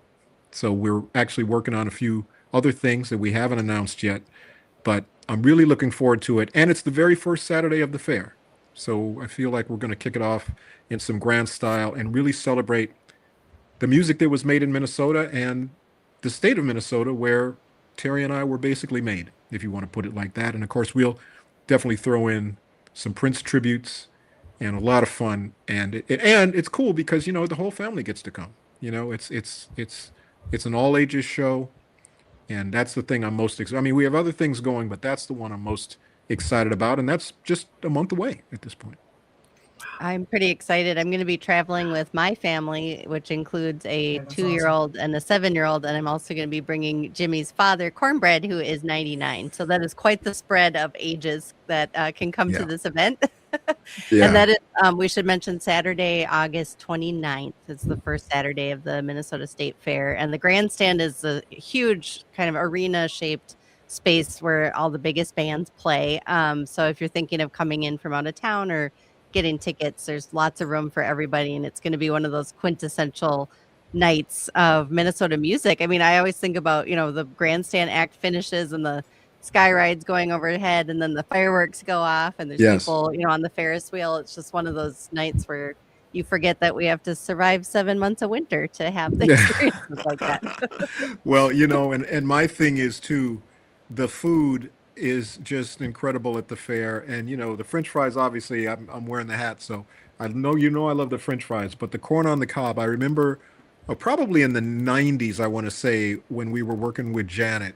I remember we took her to the fair, and she loved the corn on the cob so much, like she was literally taking bags of it home with her, like to warm up later to have. She absolutely loved it. And we went on the Sky Ride, we went on the Space Needle, we went on the Ye Old Mill. I remember we took pictures with, I guess, the family that actually started that ride. Um, and a lot of the artists that we had in town, if they were in town during the state fair, we would go. And then, of course, we'd go see people at the state fair. I remember seeing Destiny's Child at the fair. I remember seeing Casey and the Sunshine Band at the fair. I remember the Ohio Players back in the day. And the funny thing is, all those people I'm friendly with now, which is kind of cool. But yeah, so a lot of great state fair memories. So that's the thing I'm most excited about that we're currently working on. And then we are going back to Vegas. We did a 6-night residency in Vegas. We're going to go back for 7 more nights at the end of September 23rd to October 3rd. So if you need a good excuse for, I guess it's already hot in Minnesota, but if you need an excuse for more hot weather, it's probably a little drier, less humid. We're going to be doing the Vegas shows, which will be a lot of fun. So hopefully everybody enjoys. The live music space is somewhere we haven't been for really throughout our career since the time. So it's kind of fun to get back into that space again. You guys are about to have the title of the hardest working men in show business for sure. I think that title is kind of open right now, right? I mean, you guys are projects left and right. Well, we love what we're doing, but it's just what it is now it's a different kind of part of our career. Now we're coming to town. Kehlani is opening her tour. The singer Kehlani is opening her tour at the Armory on the 6th, I believe. So Terry and I are coming into town on that because the duet on that album that with her and Brandy together, Terry and I produced that. So we wanted to come in. We always like good excuses to come back to Minneapolis. So we figure we'll come in and celebrate her opening night, which will be cool. We'll stick around. There's a couple of Lynx games. I think there's a couple Twins games. And we're just going to have some fun next week and spend some time in Minnesota. But really for us, it's the combination of, I say, the live shows that we're doing right now and also some documentary projects that we're involved with right now. There is a Jam and Lewis documentary being done on us that we saw the first cut of and we didn't hate it. So I guess it's off to a good start. But then Terry and I are directing a documentary on Gamble, Huff, and Bell, the mighty 3 producers out of Philadelphia. And we said the reason they asked why we wanted to do that, and we said because there's no Jam and Lewis without Gamble and Huff. And of course, Tom Bell was a big part of that also. So we're putting that together, and that's going really, really well. So the storytelling space and the live space are spaces we haven't been in yet. And it's kind of at that point of our careers where what haven't we done yet that we still want to do? And those are a couple of the things. It's a lot. Yeah. What haven't you done for me lately? Sorry. Right? Yeah, that is true. Jimmy, it is so funny to see you in a hat that isn't black. Oh, I know. Okay, wait a minute. Let me switch. Okay, I'll go back to mine. He's like, now that you reminded me. I'll go back to my normal. And you just missed a few minutes before you logged on. St. Paul Peterson was wearing a Jam and Lewis hat. So we had a little bit of continuity there. I love that. I love St. Paul representing for us. That's so cool. I will mention my hat is the I Am. People always ask, what sports team? I said, it's not a sports team. It's actually my twins, Max and Isabella. They have a company called Isabella Maximilian, and they sell, what's it called? Upcycled or it's reusable fabrics and stuff that they use. So it's environmentally cool, economically, what's the word? Ecologically cool, I guess. But it's really cool. It's really kind of fun fashion stuff that they're doing, but it's, without harming the environment, basically. And both my daughter Bella and my wife Lisa both graduated from the same school, which is the Fashion Institute of Design and Merchandise in LA. So they're basically both putting their degrees to work in a kind of a cool way. And so anyway, I'm representing my daughter, Isabella Maximilian. Awesome. Yeah. It's just like you guys do everything. and it's just amazing that it came from this stuff and your journey. And that's why I'm just saying, like, I'm not going nowhere because there's still work to be done, working with you guys or doing different things. We'll just see what the future holds. But, you know, like literally you'll be at one place and all of a sudden I turn on a Lynx game and there's Jimmy front row. I'm like, he just over here. Like, I'm like, does he have a teleportation device that we don't know about? But I wish love it. You know? I wish I did. No, you know what? My wife is really good about directing me in the multitasking space because I'm not really good at that. But I'll say to her sometimes, hey, I'm going to go to this thing. But oh, I'm so sorry I had to miss this other thing. And she'll go, well, go to that thing first and then go to this or whatever. Like she just kind of breaks it down and makes it like real simple. And so that's, you know, she definitely does that for me, scheduling wise. And she'll handle that if like you handle the honeydew list. Yeah, I got to do that. I got to do the honeydew list. That's the priority for sure. But no, she definitely makes sure that. Well, I mean, perfect example is today. You know, you can go do what you need to do for me, and then hop on. You know, with Doctor. I was like, oh, okay, yeah, you're right, cool. So that's what I did. Yeah. No, good to see you, man. Good to see you. And you're doing well, man. You look great, man.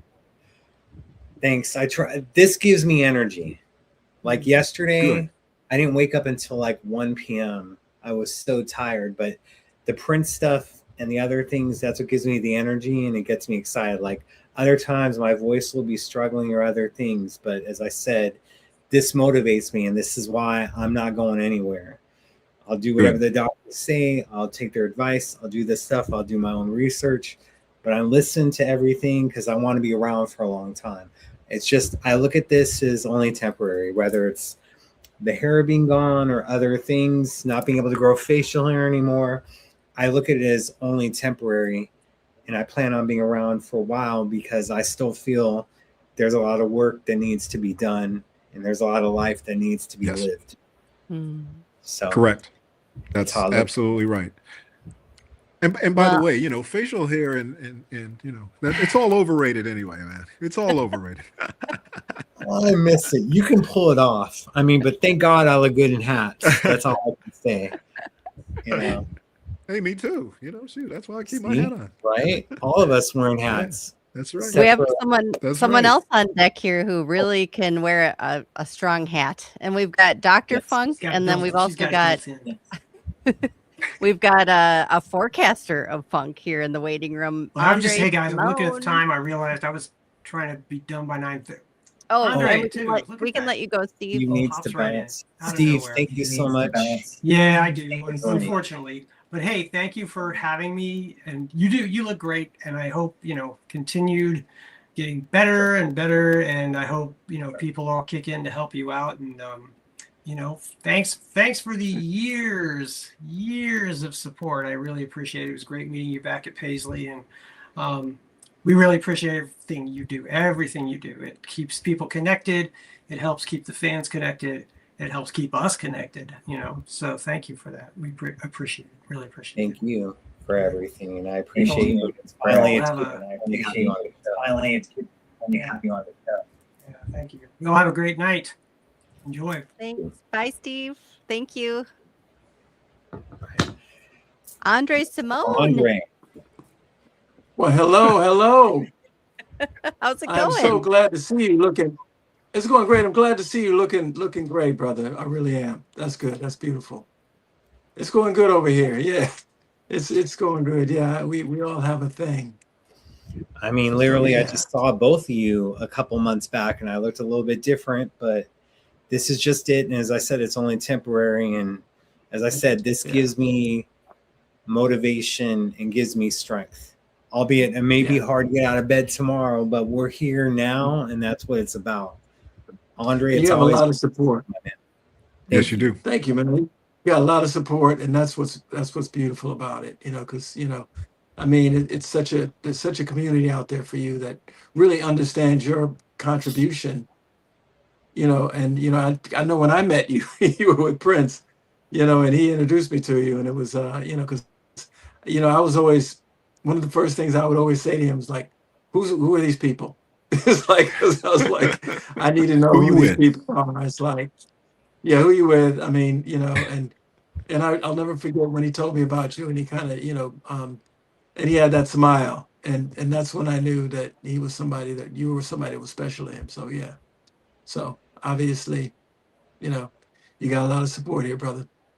I appreciate it. And just seeing you guys, because it was a while since you guys saw each other at that time, I believe. Just the happiness of seeing him and him giving you a hug and seeing Catherine and all Yeah, this stuff. And it's just like yeah, we're in this booth and we're like, both of us were like, no, we're going to sit up. Like, we're not going to be in a booth. We want to be able to see everything because of the club, yeah, not really yeah, having yeah, some of the stage.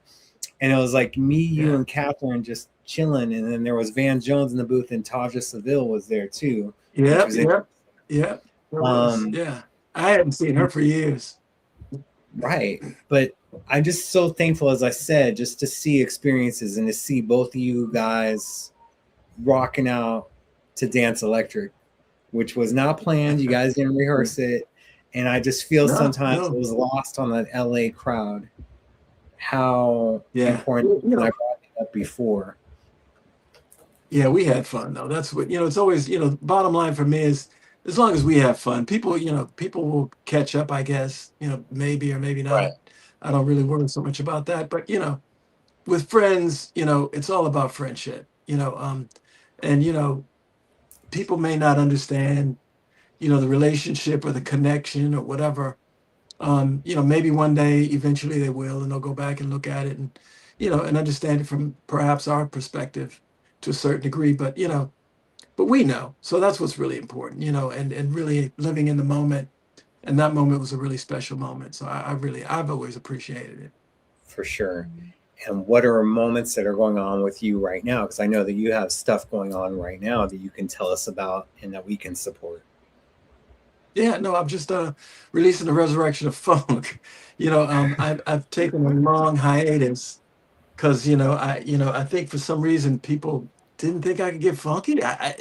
Weird to me, but um, I think I thought I had a history of funk. I thought I was like, well, I could rest on the funk laurels and then come back to it when I get a moment.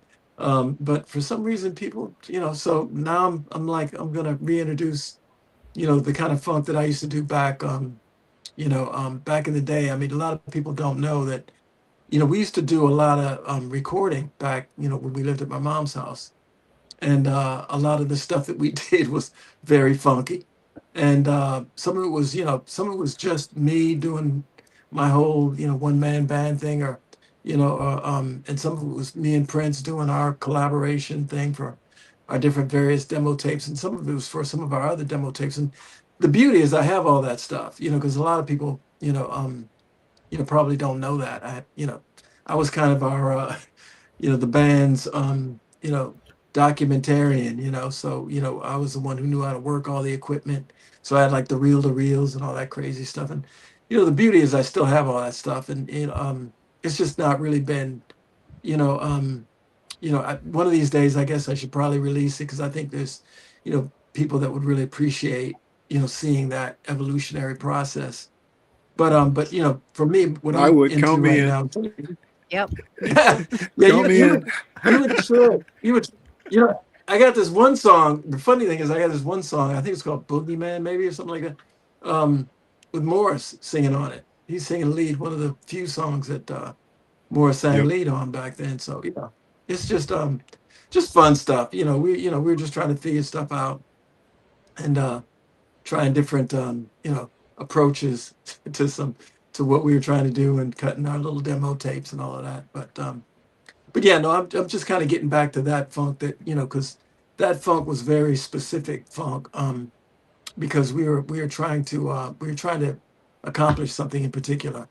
And you know, it was very, very focused, and I kind of got away, once it kind of, he came out and did it with him and did it with the time, and and then I just thought, okay, well, I didn't want to be derivative because, everybody's doing, I'm going to do something different. And I did new wave. And then, of course, they went on and said, we don't like new wave, and made it really difficult for me. It's like, wait a minute, I thought you was my partner. It's like, instead of like, we love new wave and support, no, it's like, he said, we don't like new wave. I was like, but anyway, it gave me a nice little hill to climb.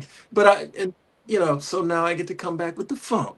So and reestablish that part of the funk. So, and I'm looking forward to it. I think, so far people are really it's really resonating with people. They're responding to it well.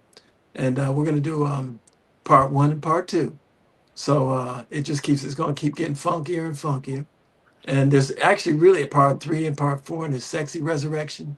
But we don't want to get into all of that. But we just, the thing is, I just want to have fun. I think a lot of the people that support the music that we do deserve to have just some fun, and just, I've created characters. This, Funk Forecaster, he's the guy who narrates the album.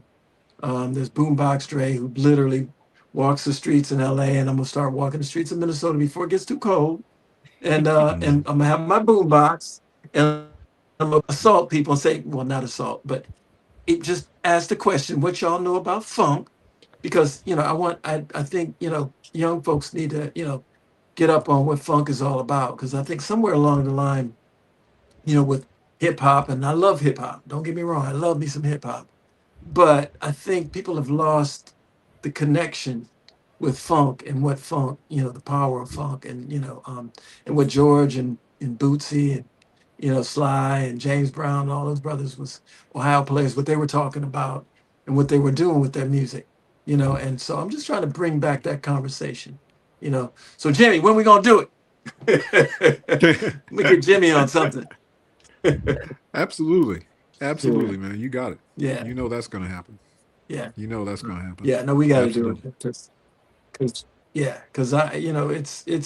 it's just fun. I just think, at this stage of the game and music, and we've all done so many different things and so many different things on so many different levels for so many different people, that I think, we can just have fun, um,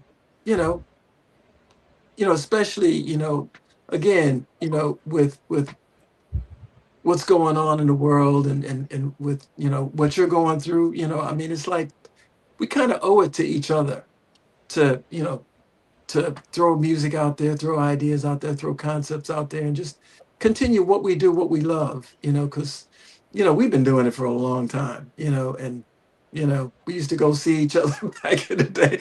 It's just, we've been doing this for so long. It's such a beautiful thing, and we're blessed. And we're blessed to have people that, that support us, and to have, kind of a family like we have right here. And it's a beautiful thing. And so, we just have to really kind of be there for each other. And that's why I'm here right now. Yeah. It's beautiful. Well, I think fun is that's a great point, though. Because when we got into this, that's why we got into it, man, was to have fun. So that part of it should always be a big part of the equation. And when we have fun, everybody else has fun, because fun is contagious.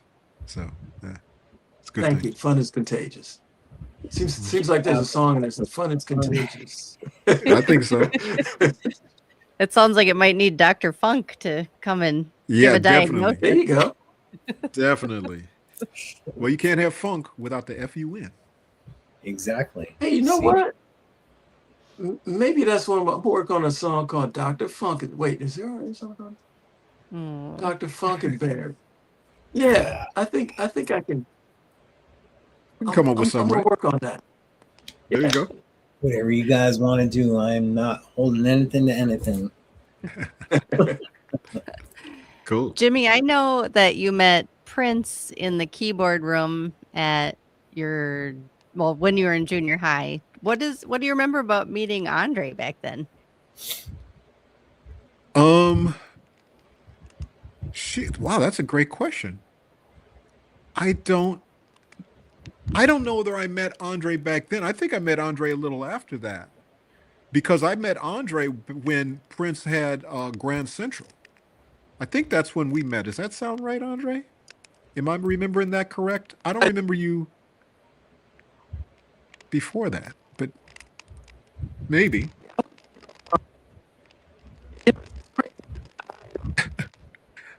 Uh-oh, the CIA got him. Right? He's not supposed to Andre- answer that. Yep, I know. Andre, your audio is breaking up, so we're having trouble hearing you. Yeah, your audio's breaking up, Andre. Sorry. Hold on. So we get it back. That's no, that is that's Prince going. No, he ain't gonna answer that. Right? He, He's like, he doesn't remember Andre. He only remembers me. Today, huh? That was a cosmic interference, I think. Totally. Really bad. Oh, see? Oh, and now he totally cut him off. Oh dear. Bring back my Andre. We God. didn't. Creons. I'm so, you know what? But I'm so sorry. But I remember meeting Andre in Grand Central, not at school. But he may have a different memory of that. Well, Jimmy, that's you what I were remember. over South Minneapolis, and Andre was up north. Yeah, exactly. Yeah, we're actually cousins, sort of, from the Fergus Falls days. Is it working? In That's Minnesota. right. Oh, we can hear you now, Andre. But we can't where's the see volume? you. Come back Fine. to us. But we Oh, can't it's see. still- It's still weird. Let's see here. Let's try. Should we try my phone? We can hear you. Or is that a different thing? Hear you, Elise. We can hear We you. can hear Just you. can't see you. Okay. They can hear but can't see. So then talk. Okay. Yeah. Wise words from Catherine.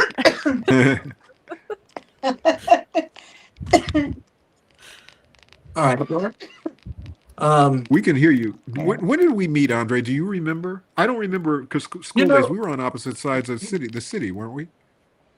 Yeah. I mean, because obviously I scared Prince, Prince's mom, and so out of she scared him and made him, she was trying to get him away from me, so she sent him over to school over south, because I was Riff and Raph,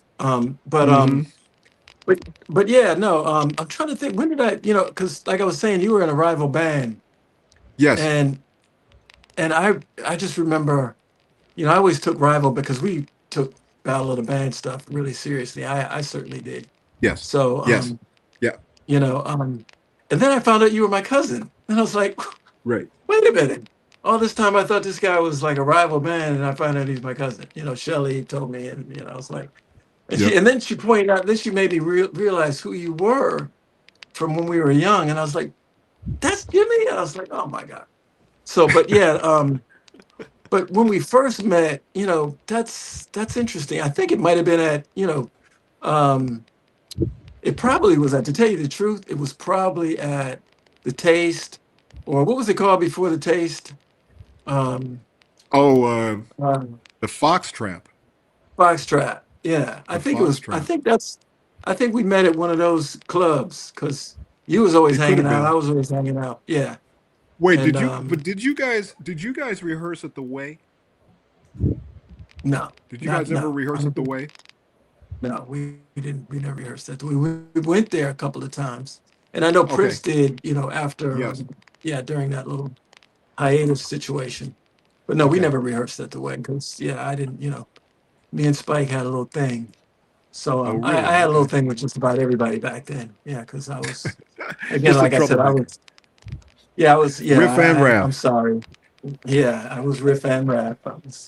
I was that guy, unfortunately. But oh my God! But yeah, I mean, I used to love going to the Way. I mean, we would go there because my favorite drummer was Joe Lewis, because Joe had that pocket. He had that pocket that was just undeniable. And and then I don't know if you remember Randy Barber, but Randy Barber I mean, that was we was big on Sonny, because Sonny would play the Hendrix and the left hand thing and all that. Yes. But Randy was the funk dude. Randy was like, he had that little telly. Yes. And he always wore it way high, right? But he would just get funky. And I don't know if you know, I don't know if you knew Michael Lewis. But okay. Yes. We have a better connection coming in. But Oh, it sounds like that's got a. 1 second, That's got a Andre. fuzzy thing going. We're gonna try this other. There we go. There you go. Welcome back. This one's kind of fuzzy too. Well, we see you now. I'm gonna flip it around. I'll charge you. Okay. All right. Well, can you see me? Can you hear me? Yeah, hear you you look and see and you. sound great. Okay.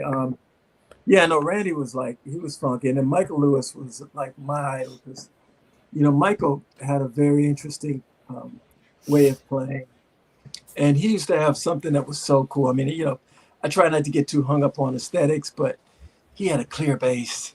And it was just like, do you remember that, Jimmy? Do you remember? Yes.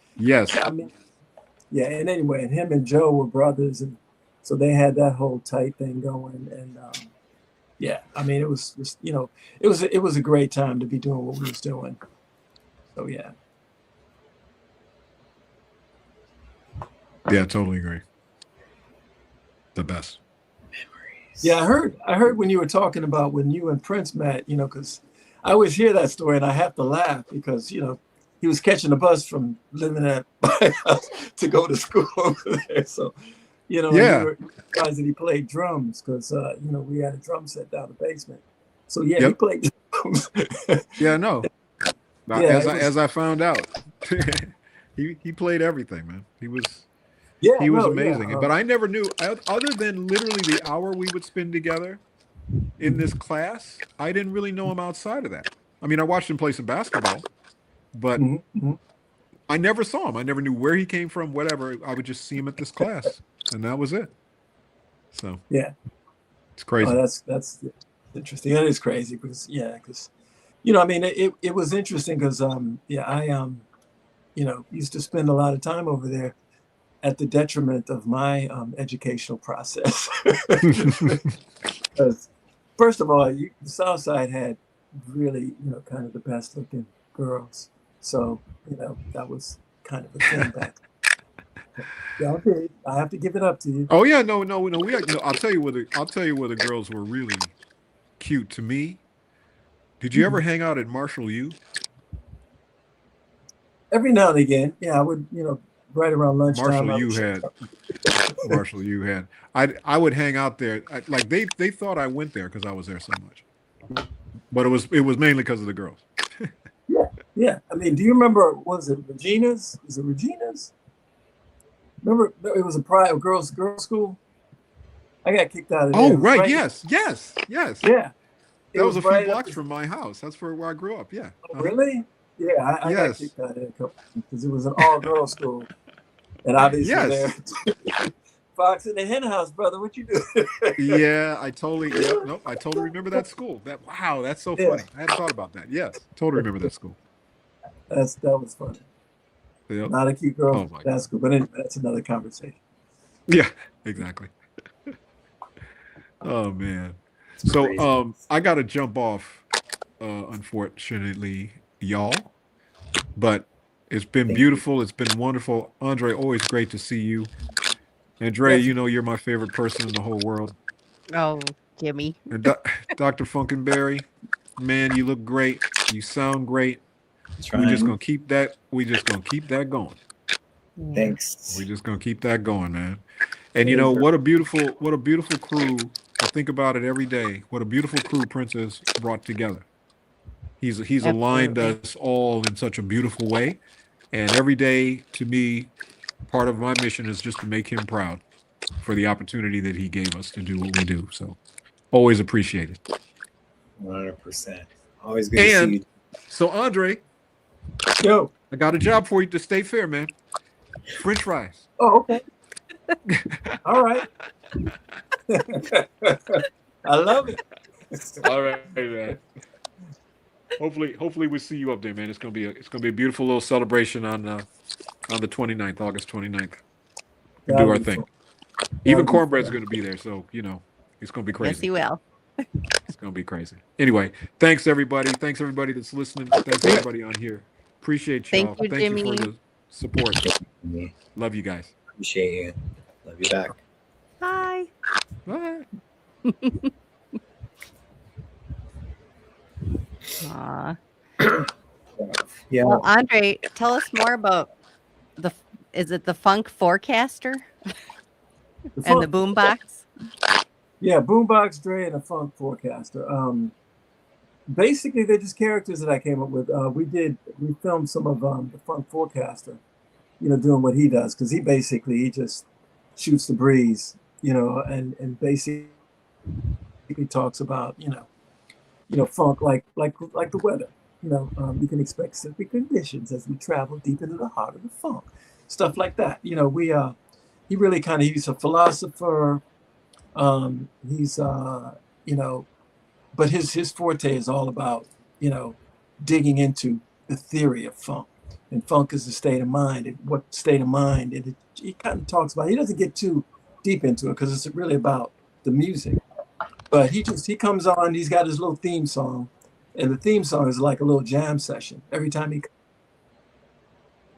session. Uh-oh. It dipped out for a second. But no, he comes on and he's got a little theme song, and he does his thing for about 2 minutes, maybe a minute or something. And but the jam is funky because it sounds like when you hear it, you think I want to hear more of that song, but it's just a little snippet, and then the song comes on, and then it goes from there to about 4 or 5 songs, and he comes on again and says, basically reintroduces himself, and then he introduces the next song, and then he talks a little bit about that, and then he goes away, and the song's playing, and he comes back. So and he forecasts what you can expect during your journey through this album. Andre, we've lost you to the cosmic interruption again. Uh-oh. Oh, and now I'm back. I'm gonna hit mute. And we are going to see if it improves over time. And Jeremiah, we have now gotten over our 2-hour mark. So we may want to say goodnight soon. But I did want to take a minute now that we've got probably a whole new crop of people watching to tell you what we're doing right now, which is to shower Jeremiah with love and encouragement, and also cold hard cash. That is really the thing that is needed. That is a material way you can support Dr. Funk right now as he continues his cancer battle now into the 2-year mark. It's wild to think that it's already been a year since we did this show last year to give you some support and encouragement, and I know that it's needed every single day. So thank you for getting the energy up and being here with us tonight. I know it's not easy for you right now. I feel like every time I talk to you, I'm like, now go to bed, go get rest. So thank you for being part of this. I appreciate it. I rest when I can. There's so many doctor's appointments. There was only 2 today. Sometimes there's 7, and then got to have my ringer on. See how all these other calls are coming through for medical stuff. But I try to rest. Before all this, I was just used to 3 or 4 hours of sleep. I would call it naps more than sleep. Having to sleep now, it's so odd to me where I'll be knocked out for a while and I wake up and I'm still tired. I'm not used to that. And it's hard for me because I constantly want to keep moving and doing stuff. But I appreciate it. Like I said, the print stuff is what gives me life. Other times I'll be tired or dragged out and I'll just literally hit out of the blue. I'm getting tired. I'll be like trying to watch a game or something, and then I'm like, oh, I need to lay down. It's just crazy, but I appreciate all the support. I appreciate you. I appreciate every single person that was on and other people that were reached out to, and we were basically able to touch bases on everything except for the 3121 stuff that will be coming out, that they will be getting. We can talk about that another time and other things. Yes, we will. But I appreciate you, and I appreciate everyone that watching this on playback and other things, and hope this entertained you. Right now, everyone is going through something, I feel. And we're all here together. and to do stuff. I did a post the other day about the lyrics from Anastasia, and I was very surprised this time about how many people are feeling lonely or whatnot. But we're all here. We're all trying to navigate. Like I said, everyone is going through different things right now. It's a lot. And we'll make it together. There's been a lot of people that unfortunately that passed away in the Prince world, whether it was Jelly Bean or other fans like Mizzo. It's a lot. But we're all here together, and we have the music, and listen to the music to uplift you and do other things, especially when it comes to Prince and other things. But I'm hoping that this makes a difference in people's lives, whether it's this show or other things that are going on. But we all have so much love to give, and I'm not going nowhere. I'm going to keep fighting. That's right. Can we talk about real quick what you are up to that you can share with us? Sure. Yeah. Yes. I will keep it brief, but yeah, I've got a couple things cooking. I am making my first film right now, which is really exciting. I've been working with Jimmy Jam's wonderful 99-year-old father, Cornbread Harris, for the last 5 years. He is a huge inspiration and guiding light in the Minnesota music scene, and I'm really excited to be making a documentary about him.